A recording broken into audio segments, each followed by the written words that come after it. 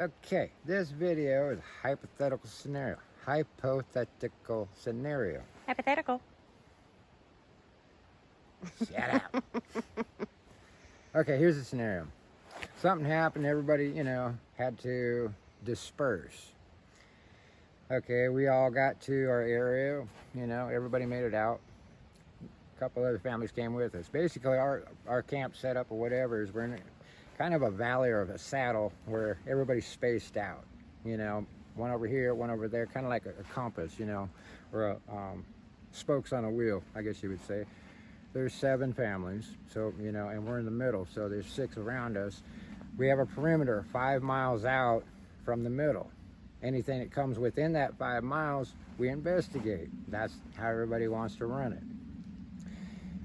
Okay, like I said, it's been a couple months after the thing, whatever caused it to, go to tits up. Nothing's gotten better.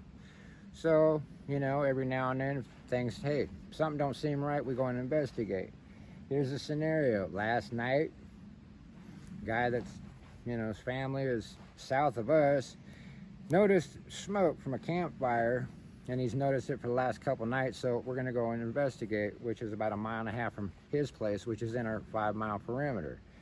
So this is basically my loadout for doing a recon.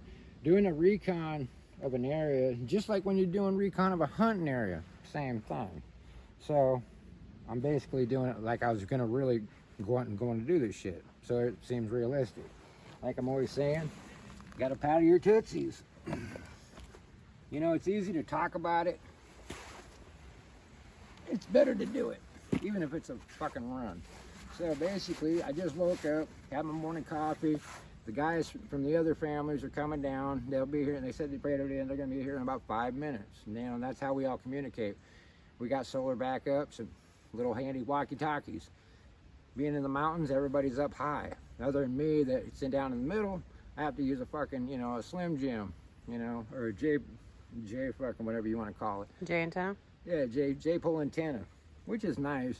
It kind of sucks I'm in the middle, but that's where everybody wants me because I'm the old fart. So, while I'm powdering my tootsies, the miss is going to show you what the hell I got. So he's going to take with him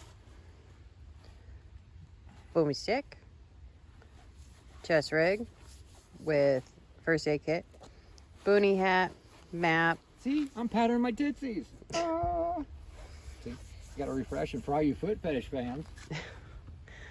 A little notebook, his whoopee. And poncho. Oh, it's got your poncho on it? Yeah. Whoopee and poncho. Snacks. And the only reason I'm only taking normally if it was cold weather, it's summer, I'd be taking the bivvy. Let me get there. Snacks. This is the problem with the foot powder. Toilet paper, a Leatherman. Then he's got, what's this big rig called? The what? The big rig with the butt pack. What do you call it? That's just my rig. Oh, okay. Well, that's why I didn't have a name for it. That's my gear, my kit, my shit. Some 511, or 511, no, 550 paracord, other cord. And that goes gloves. in my pockets of my fucking little video blouse. Some water tablets, sidearm, and if it was cold, he would take the bivy sack too. But it's not cold because it's summer. I think that's it.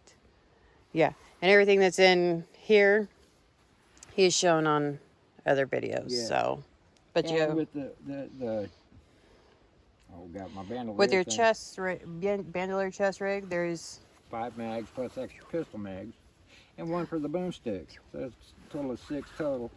And then I got fucking 4 pistol mags. So that's enough to get me out of trouble, if necessary. 1, 2, like I said, 3, and then 4. It's hypothetical scenarios. Hypothetical. Okay. Look, I got normal boots on this time. Now, what I'm going to do is I'm going to suit up and show you what it would look like, basically. And then go from there. Oh, and my compass I always keep on me, so I'm not worried about it. So, basically, this is what it is, like I said, repeat. I'm waiting for everybody to show up. We're meeting at his place, which is south of my place. And then we're heading about southwest into the whatchamacallit. Well, basically what we would have is, once we got to his place, we got 1.5 miles to hump. We're going to hump a mile. Once we get a half a mile where they guesstimate where they're at, that's when everything kicks in, slow and steady. And then once we get within, I don't know, I'd say probably 1/4 mile of his place, whoever's the most sneakiest, quietest motherfucker, and hopefully there's a woman that can go along with them, because you're going to use women's intuition, is creep up, assess, friend or foe. I love it. Yeah, so I'm going to put it all together, and then I'll explain it a little bit more. Back in a second. And I forgot to say he has snacks because he interrupted me. Okay, go ahead. No, she was eyeballing my snacks.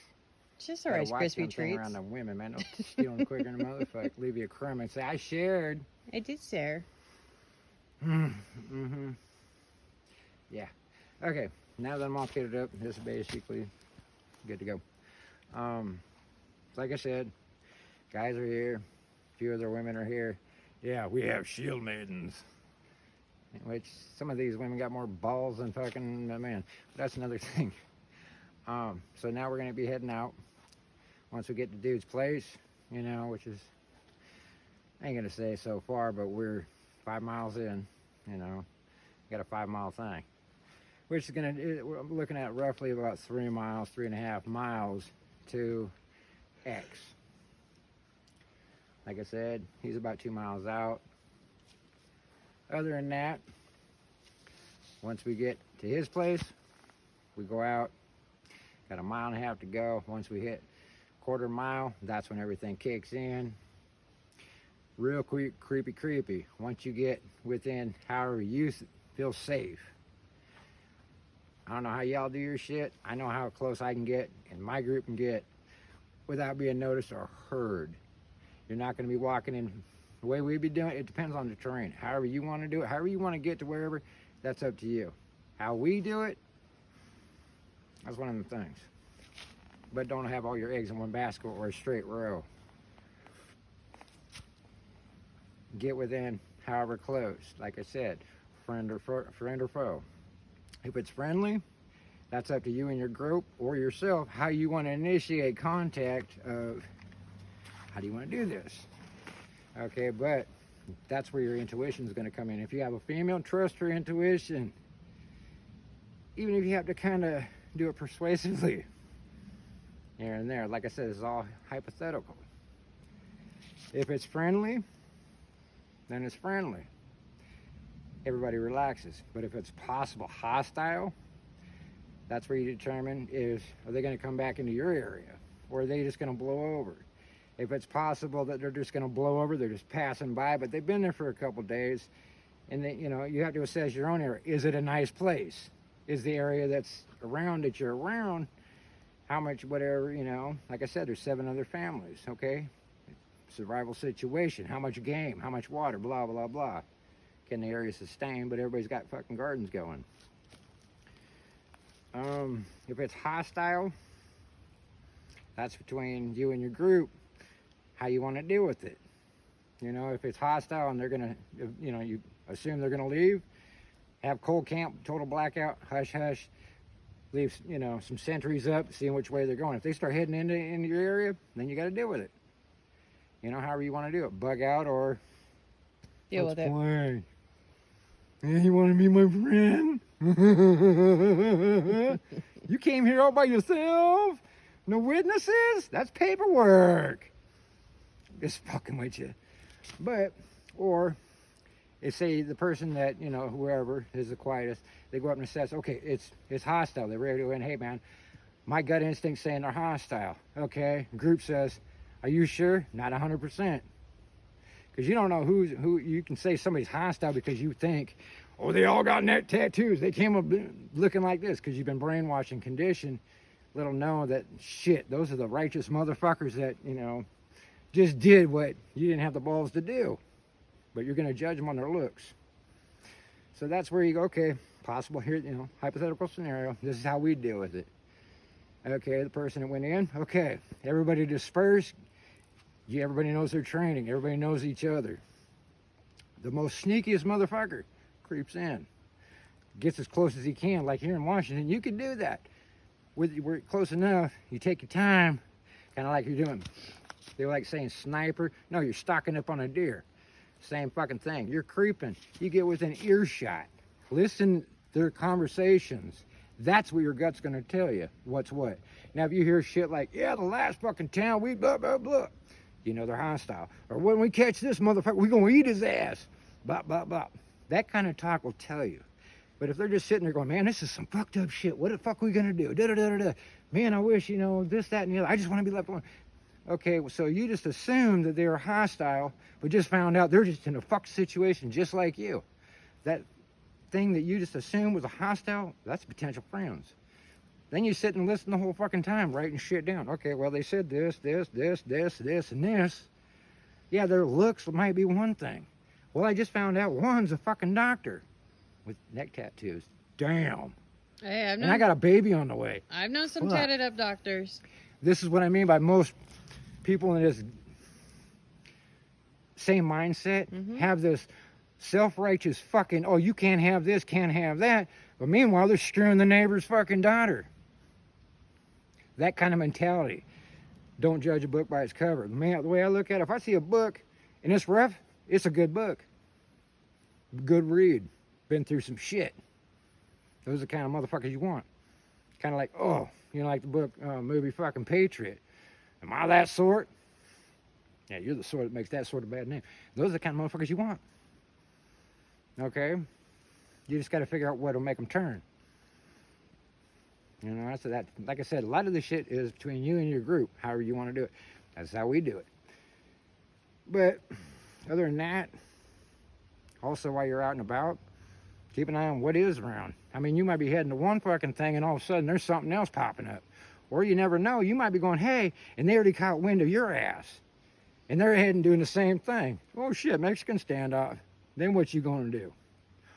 Oh fuck, this ain't like the movies. Crap. That's what I made this other video. Why you humping too much gear? Because that scenario, oh shit. Just turned, I gotta drop everything and run. I just left a bunch of gear for these guys and let them know that I'm in this fucking area. Travel light.